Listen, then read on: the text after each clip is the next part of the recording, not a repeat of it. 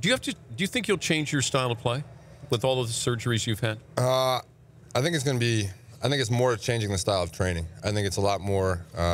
Football's a game on the field. You can't control what happens. You know, you're playing, you're flying around. You're going to get hit different ways. You don't know how that's going to go. But what I can control is my training.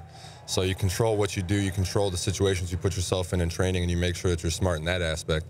And then you minimize the risk. And obviously on the field, what happens, happens. But as long as you build yourself up to be as strong as possible, then you're going to minimize the risk.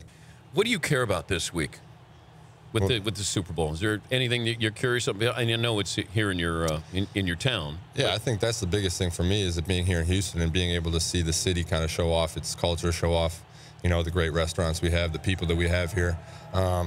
It's interesting to see how it all works, you know, having it be in your own city, and for me, being able to sleep in my own bed as opposed to having to go somewhere else. But I will say, you know, going into the stadium to work out every day and seeing somebody else's face on your stadium is not fun. That's definitely motivation. It's a weird year for you. Very weird year. Yeah. Yeah. Did you get down on yourself, depressed?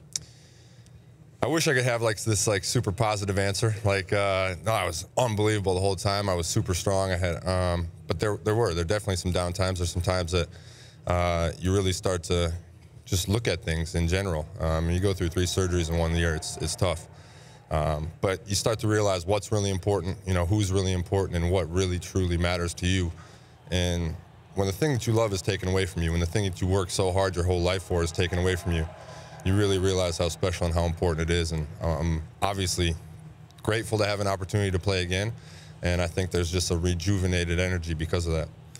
But you see this story with Pat McAfee at age 29 announcing he's retiring, and he's a punter. Right. Now, you've had all these surgeries. Right. You've been decorated. Could you see a point where you just surprise people and you walk away?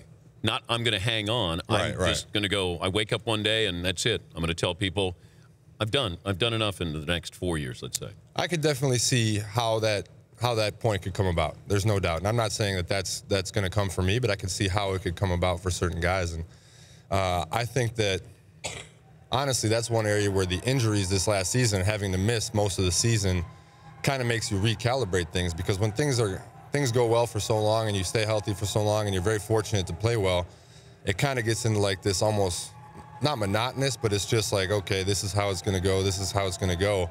And when something shakes it up, like the injury, and you miss a whole year, it really makes you realize how special it was. And not that you didn't know it was special before, but when it's taken away from you, you really, truly realize how fortunate you are to wake up and play football for a living. I mean, we play a game for a living. It's the coolest thing in the world. The Dan Patrick Show, weekday mornings on Audience.